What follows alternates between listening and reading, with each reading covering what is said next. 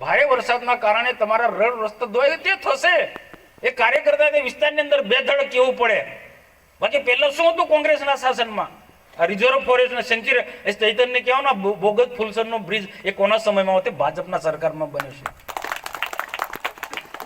એ આખી નદી પર 2 થી 3 બ્રિજ બન્યા છે કોના સમયમાં બન્યા છે? ભાજપના શાસનમાં બન્યા છે. આ બાજુ આપણું નવા ગામ, આપણું નવા ગામ પાનોડા, પહેલી વખત આ ભાજપ સરકારમાં બન્યું છે.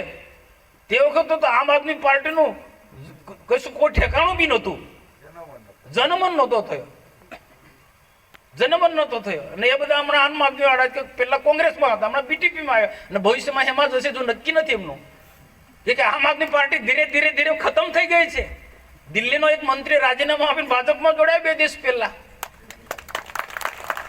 હવે આ ક્યાં જાય છે? આપણામાં દરવાજો ખટખટાવે છે, ગુમરાહ કરે છે. ભીલ પ્રદેશ જે શક્ય જ નથી. હું કહું, મારી સાથે આવ્યો વાર્તાલાપ આમ આદમી પાર્ટીના ભીલ પ્રદેશની માંગણી કરનારા લોકોને શા માટે ગુમરાહ કરો છો ભાઈ? શા માટે આદિવાસી સમાજને તમે ખોટા માર્ગે યોગ્ય માર્ગદર્શન આપો જે શક્ય નથી? કઈ રીતના ભીલ પ્રદેશ અલગ ભીલ પ્રદેશની માંગણી કરો છો? આજે ખાલિસ્તાન, પંજાબની અંદર અલગ ખાલિસ્તાનની માંગ કેટલા વર્ષ થઈ ગયા? દેશ ગુલામ હતો ત્યારથી અલગ ખાલિસ્તાનની માંગણી થાય છે. શું સ્થિતિ છે ત્યાં? આ ત્રિપુરામાં શું સ્થિતિ છે? અલગતાવાદી સ્થિતિનું નિર્માણ કર્યું છે. આદિવાસી અંદર લડે છે ત્રિપુરામાં. પંજાબમાં સરદાર જે અંદર લડે છે. આ ખાલિસ્તાનની એવી પરિસ્થિતિ એ લાવી છે ભીલ પ્રદેશના નામે. આનાથી સાવધાન, વિકાસ અટકવાનો છે. આમાંથી વિકાસ અટકવાનો છે. આ કાળજી રાખવી પડશે. એક ભારતીય જનતા પાર્ટીના કાર્યકર્તા એકતામાં માને છે, દેશની એકતામાં માને છે, આપણા સમાજની એકતામાં માને છે. આ લોકો વિભાજક કરવાની વાત કરે છે. મહારાષ્ટ્ર, મધ્યપ્રદેશ, રાજસ્થાન, ગુજરાત આ આખો કેટલો મોટો એરિયા છે. અને કેવડિયાને આખું પ્રદેશ કયું સેન્ટર બનાવ્યું? ભીલ પ્રદેશનું મુખ્ય રાજધાની. રાજસ્થાન વાળા સ્વીકારવાના છે. રાજધાની રાજસ્થાન વાળા અહીંયા આવવાના છે. એ તો એવું કે માનગઢ રાખો એવી વાત કરે છે. ત્યાં ભીલ પ્રદેશની માંગણી, જો લોકોને આ લોકો કેટલા ગુમરાહ કરે છે સમજો છો.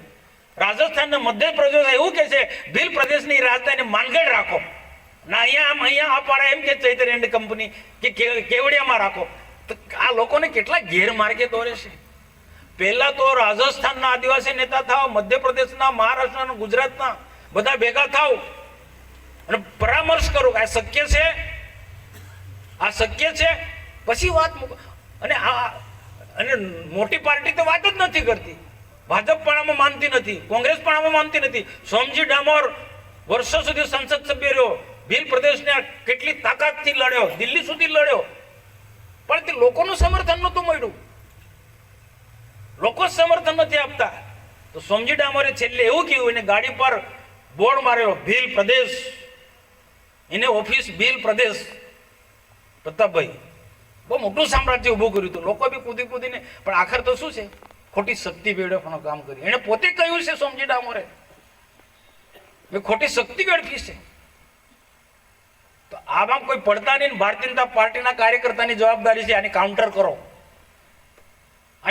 કરો, પ્રેમથી સમજાવો.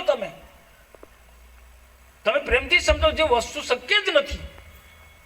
તમે વિકાસની વાત કરો કે આ વિકાસની જો વાત આ મને આપો, અને હું બોલું છું ને વિકાસના મુદ્દે સરકારમાં ને પાર્ટીમાં બોલું છું કે સરકારની સામે પણ હું થઈ જાઉં છું. વિકાસના માટે, લોકોના પ્રશ્નો માટે, આદિવાસીના હક ને અધિકાર માટે લડીએ છીએ અમે. ઝઘડિયામાં પણ કહ્યું કે જે જેઆઈડીસી જે છે કે કોરી ઉદ્યોગ છે સ્થાનિક લોકોના હાથમાં હોવી જોઈએ, જિલ્લાના લોકોના હાથમાં હોવી જોઈએ. કોરી ઉદ્યોગ એ જિલ્લાના લોકોના હાથમાં હોવો જોઈએ. હું બોલું છું જાહેરમાં. તો આદિવાસી અને ભારતીય જનતા પાર્ટીના શાસનમાં કેટલું બધું કામ થયું છે, કેટલું બધું કામ કર્યું છે એ કામ ગણાવો. અને પૂર્વ સરકારોમાં જે કામ થયા છે એ તમે જુઓ.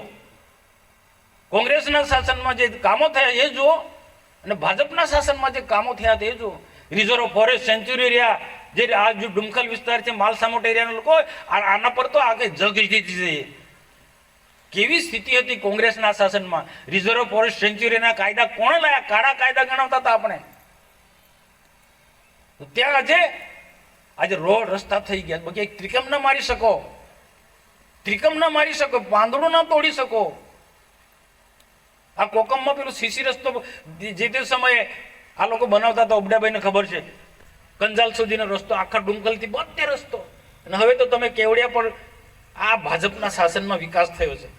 ન છતાં પેલા લોકો ભાજપમાં કોઈ વિકાસ જ નથી થયો, અને આપણા લોકો માની જાય, હતાશ થઈને નિરોશ થઈને બેસી જાય. અરે જવાબ આપો તમે. એક એક કાર્યકર્તા પાછી યાદી હોવી જોઈએ. આ નવા વર્ષની અંદર, નવા વર્ષમાં ડાયરી રાખો, એક એક કાર્યકર્તા આપણે કરેલા કામો, તમારા વિસ્તારમાં જે કામ. બોર મોટરનું શું હતું? પહેલા તો કુવામાંથી જ પાણી પીતા, બોર બહુ તો હેન્ડપંપ હતા. હેન્ડપંપ હલાય હલાઈને છાતી દુખી જાય.